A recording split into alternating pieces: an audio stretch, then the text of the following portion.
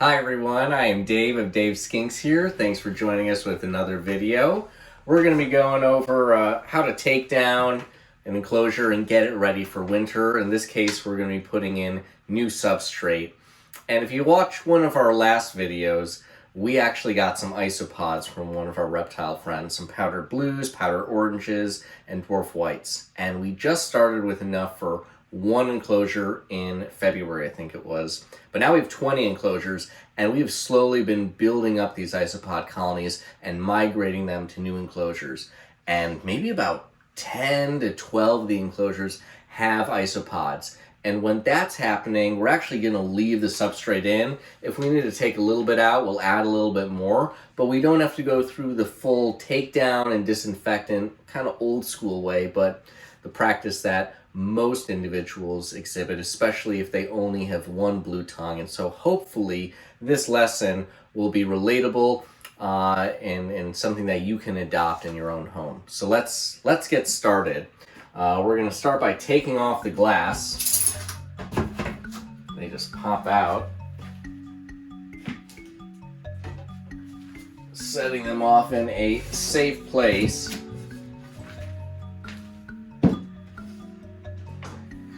Now you probably want to take your skink out and move it to a safe place, but we're a little bit more casual here in the reptile room.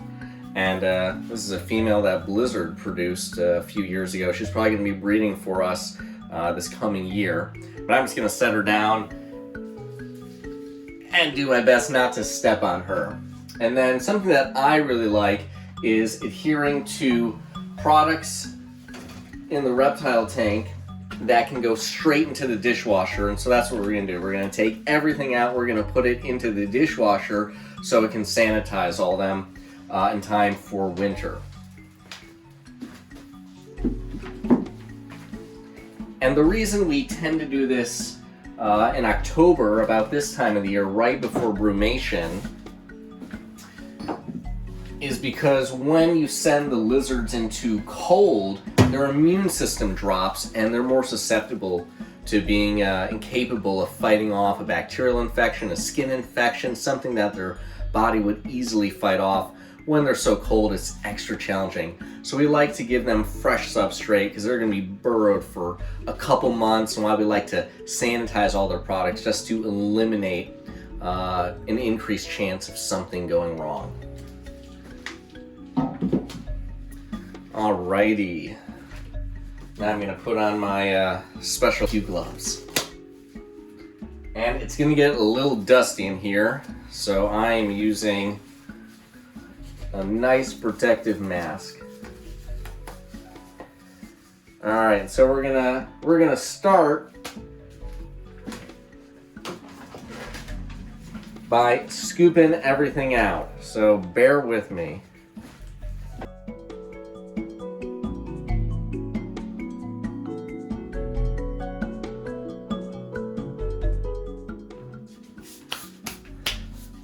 Alright, once we've got the bulk of everything out, we're going to go through with a fine-tooth comb, and by that I mean we're going to use the shop vac, so it's going to get a little loud in here.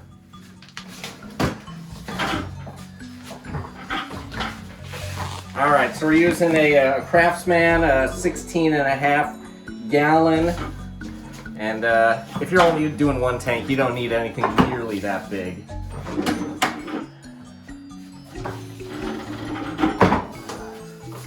All right.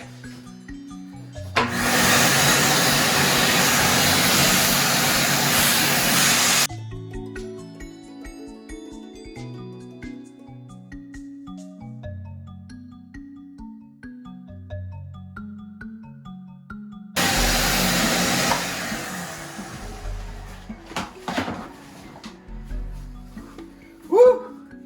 All right, now that the dusty part is done, we're going to take blue roll paper towels. We're going to get it just wet with a little bit of water, and we're going to wipe out everything before sanitizing it.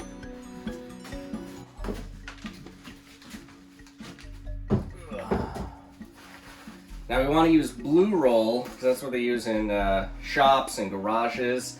It's just a more durable paper. If you use a white paper towel, it's probably going to shred on you. And this is just to get up some of the last little bits of stuff before we sanitize.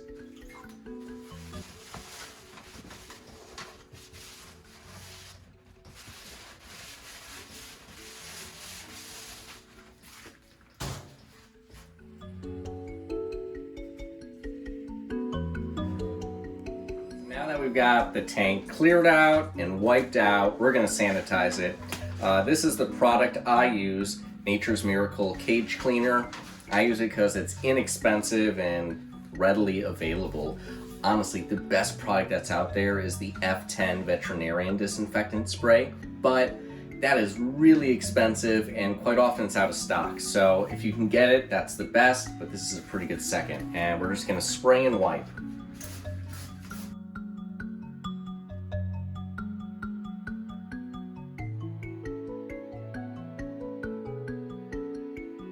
Whew.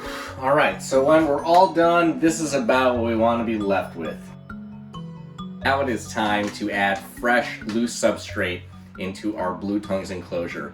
And for this one, we're going to be working on a northern. And so for the bulk of the loose substrate that we use, we're going with cypress mulch. This is Zoomed's Forest Floor. It is a great ready-to-go product, but it's also kind of expensive. These things used to be about 20 bucks a bag, now they're like 30 bucks a bag.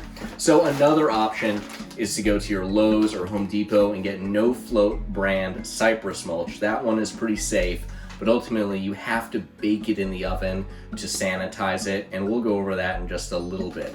But for now, let's add in our forest floor.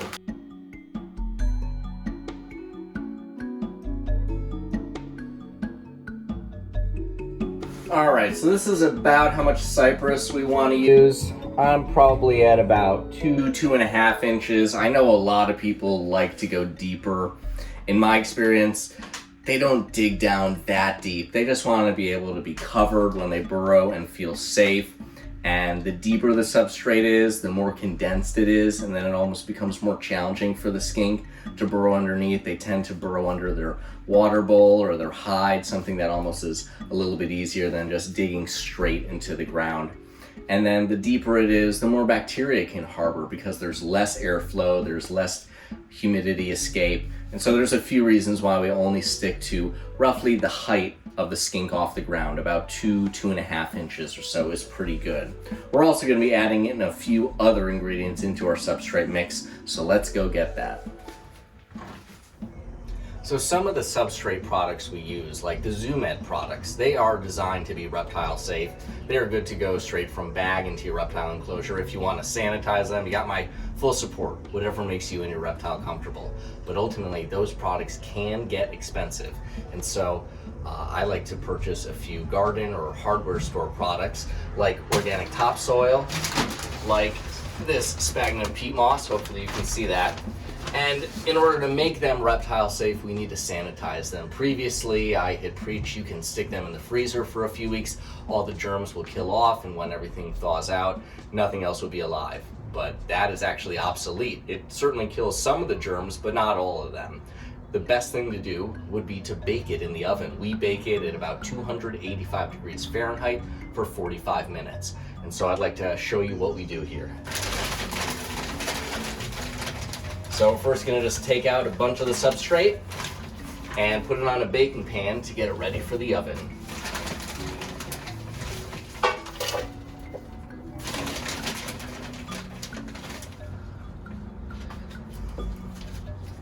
All right, so this is about as much as we can fit on one tray, and about one tray's worth is what we'll use for a single adult Blue Tongues enclosure.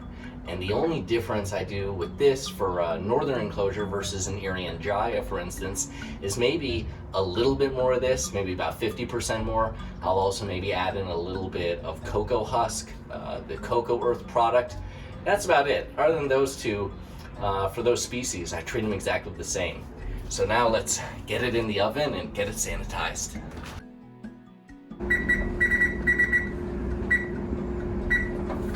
And at 45 minutes, we'll have enough substrate for the lizards. All right. So here we have our homebrew mixture of organic topsoil and sphagnum peat moss.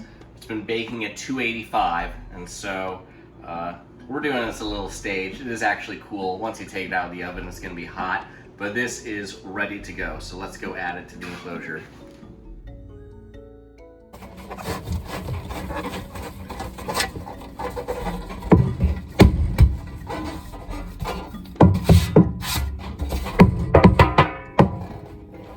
And then one final ingredient we're using is wash play sand. This stuff's really cheap. This whole bag, I think it was like $5.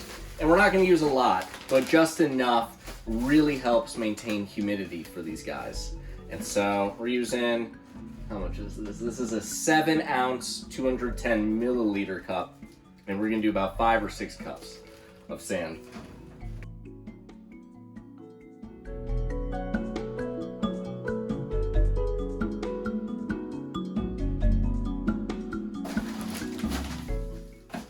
And then we're just gonna mix it all up.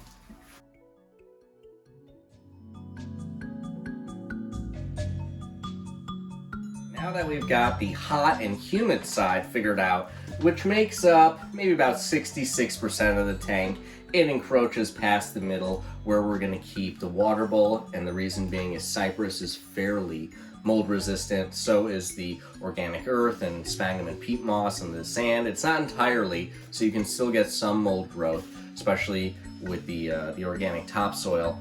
But we're gonna put the water bowl on that because that's where you tend to get the most moisture, the most just extra water drippage. But on the dry and the cool half, we're gonna use another Zoom Ed product. This is called Repti Chip or Repti Bark. And it's basically these little chips of tree bark, and they love to burrow in it, and that's honestly where they're gonna be spending most of the winter. It's really soft, it's really great, but it molds easily, so I tend to not use it anywhere where I'm gonna be adding moisture for humidity in the tank.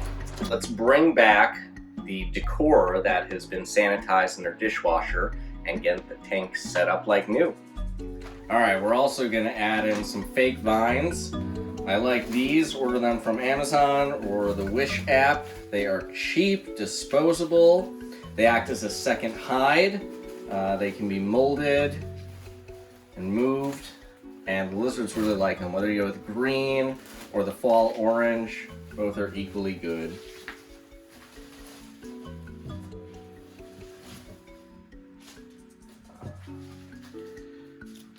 And then this fake floral moss, I get these at Dollar Tree. I think it's a hell of a bargain.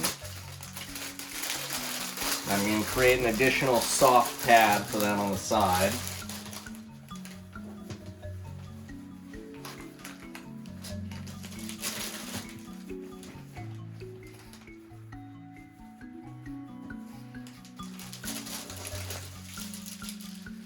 And that will do it. So let's go get our baby and see how she likes her new enclosure. See how she likes her new digs.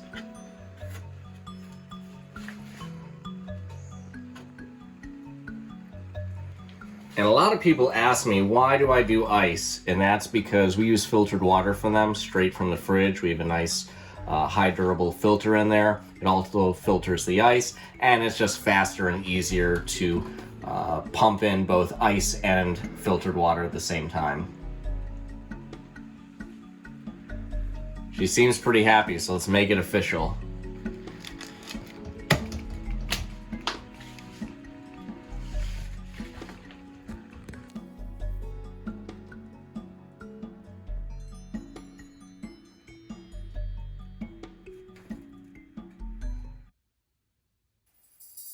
Hey all you reptile enthusiasts, if you've made it this far into the video, thank you. If you can continue supporting us, hit the subscribe down below. And if you didn't know, there's other ways to support us. We are on Instagram and Facebook, and we're always available if you want to message us on either platform or directly through our website, www.davesskinks.com. Thanks so much.